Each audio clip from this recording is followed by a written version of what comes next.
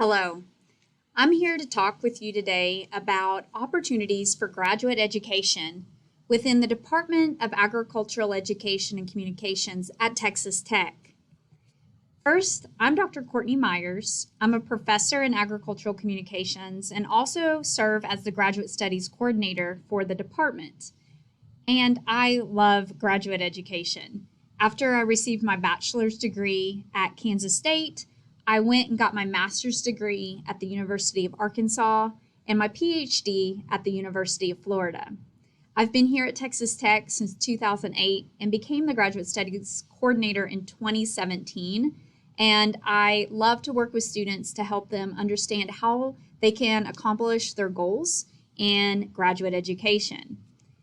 Today, I want to talk with you about a couple things. I want to first describe what graduate school is very quickly and highlight why you might consider going to graduate school. We're also going to introduce the graduate degrees available in the department, and I want to spend some time discussing the different research projects that our graduate students in agricultural communications have completed. Finally, I want to share some advice for you about pursuing graduate education that you can implement soon. And then finally, outline very quickly some of the steps that you'll need to accomplish in order to apply to graduate school when it becomes closer to that time for you. So what is graduate school? Well, it is all about more, learning more, studying more, discovering more. It is an advanced program of study in a particular area, a particular discipline or profession.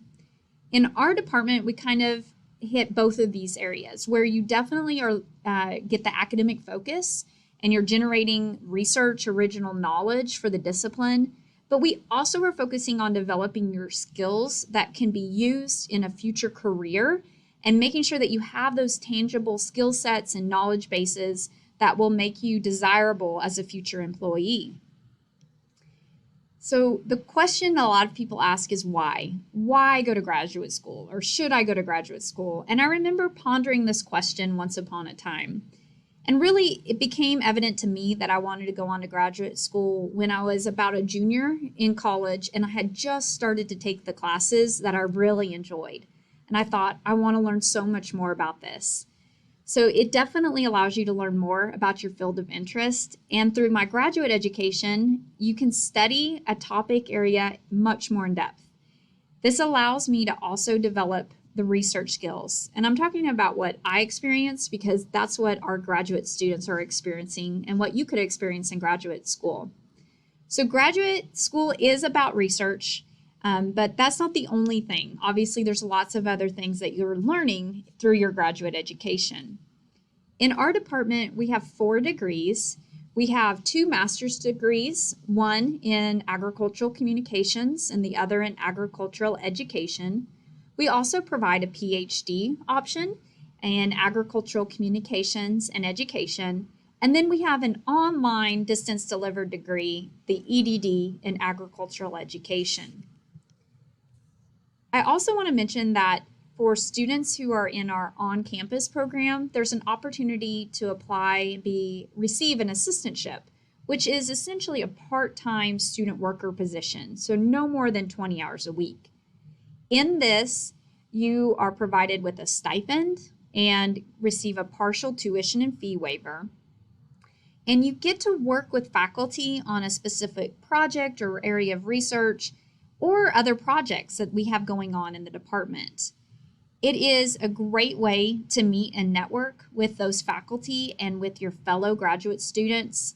We provide you an office space and a computer so that you have a place to call home within our department, and that further emphasizes that cohort mentality and getting to work with a lot of people today who may become your colleagues in the future. Because the master's degree is the first step after you receive your bachelor's degree, I want to highlight what that is. So our master's degree has 2 flavors. You can do either one of these online or via distance. The thesis option is fewer credit hours, but you do complete a thesis. You write and defend a longer document of original research. The non-thesis requires you to take 2 additional courses, and then you work with your advisor and a committee to complete an oral exam. Through both tracks, you're taking coursework, you're working on projects, and at the end of that, you are demonstrating your synthesis of learning through either that thesis document or the oral exam. You don't have to know which route you want to take right off the bat. You can work with me and with potential fellow faculty members in the future when you want to make that decision. So what does AgCom research look like? I've mentioned that a few times, and it is a big part of graduate education. So there's 3 big areas I want to talk about today and just highlight a few of our many awesome graduate student projects that students have completed. So I'm going to use these 3 areas as I talk through the different examples. And again, these are just a few of the many. So in terms of message development about ag science topics, the types of questions we might want to answer through research are what types of messages capture attention, what parts of the message, and what's the sequence? How are people viewing this and interacting with it? We've done this using eye tracking, and in this heat map, you can see that the red areas indicate where people spent more time focused in on a message. We can also use eye tracking to compare different pieces of content. Do they spend more time looking at pictures or the text? So it's really fascinating, and again, just a small piece of what we can do in AgCom research. Another really cool tool is this dial test that you see in the background here. Through this, we can answer this question: how does a person's evaluation of a message change as they're viewing it? So we did this using a Texas Farm Bureau video called Our Food. And what we did is we gave people the dials, and they could turn the dials as they watched the video. And you can see here that a person's evaluation did not stay steady as they watched the video. It fluctuated. And that would help us as communicators focus in on what are the key pieces that people are reacting to, or maybe where are the areas where they don't really like it and we need to do something about it. We can also look at this interaction idea through social media monitoring and paying attention to how people are interacting with content. How are they commenting? What do they share? What information are they seeking? And we've done that with topics such as CRISPR gene editing in agriculture. Another area that we often pursue, whether it's in agricultural communications or agricultural education, is looking at how we can improve our teaching. So how can we improve those skill sets so that our students are gaining what they need to gain and are becoming future employers that people want to have in their business or organization? So we've got a few questions here, such as critical thinking skills and being able to communicate about controversial issues. And we're also looking at how we can improve agricultural communications in a more international context.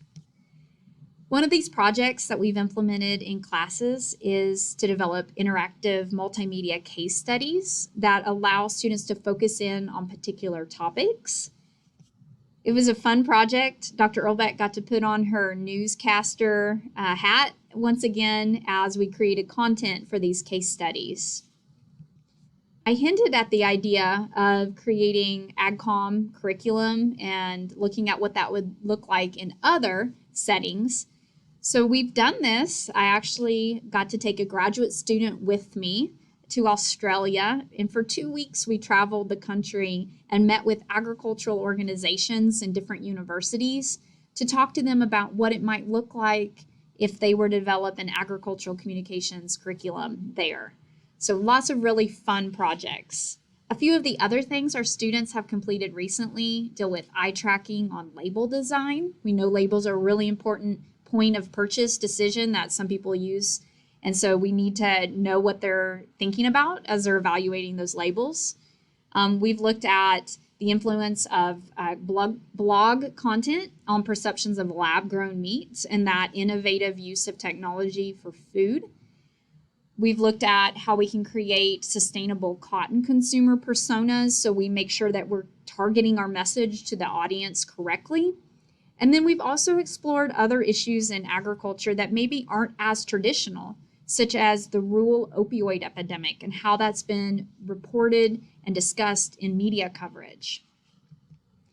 So my advice for attending graduate school is to start now, to start thinking about maybe there's an undergraduate research project that you can conduct. And I'll tell you a secret, I put undergraduate research in my classes, but I don't call it that. So there may be opportunities for you to build upon those research skills that you're already getting in your classes. You should explore your options. Think about what you really want to learn and go find those programs that are offering that level or that disciplinary focus.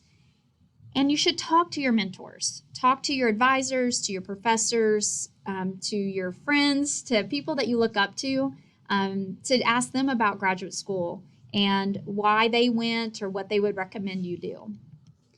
So to apply for graduate school in our department, wait till you're closer to graduating. You can apply to start right after you graduate, or you can take a few years, work, and then come back, or perhaps do an online degree and be working on your master's degree while you're working.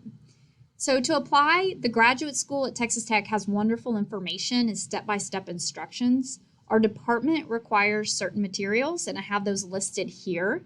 The GRE is another test, kind of like the ACT or the SAT, and just confirm that that is still the test that's required when you get to that point where you need to start preparing your materials for graduate school.